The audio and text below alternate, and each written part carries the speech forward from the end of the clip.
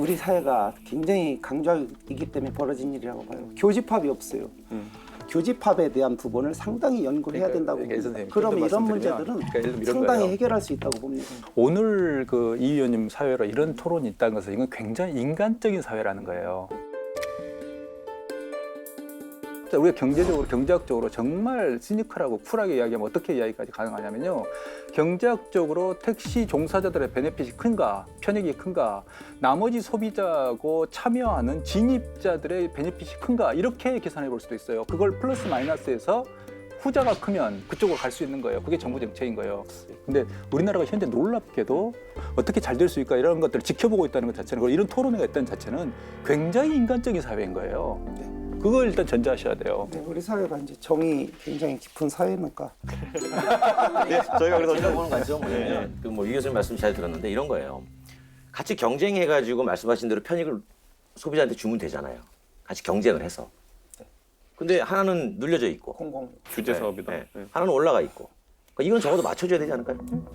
그동안 규제의 가장 피해자가 택시였으니까 택시에 가해졌던 규제를 대폭적으로 풀자는 게 저희 입장이기도 합니다. 그렇다면 택시의 현 주소는 어떻게 될까?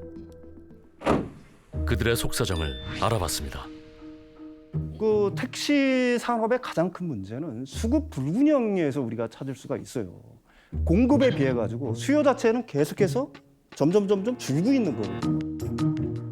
현재 우리나라는 수요자보다 택시의 공급량이 높은 상태로 전국 기준 21.7%가 초과 공급돼 있고 서울의 초과량 역시 16.4%에 달합니다. 이런 초과 상태에서 당연히 특히 이 법인 택시 기사들 같은 경우에는 처우가 굉장히 열악할 수밖에 없는 거죠.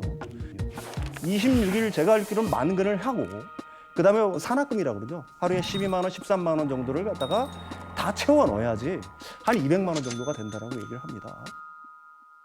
서울시의 택시 기본요금은 일본 도쿄보다 약 1.5배 적었고 다른 국가들과 비교해봐도 현저히 낮은 수준의 한국 택시 요금.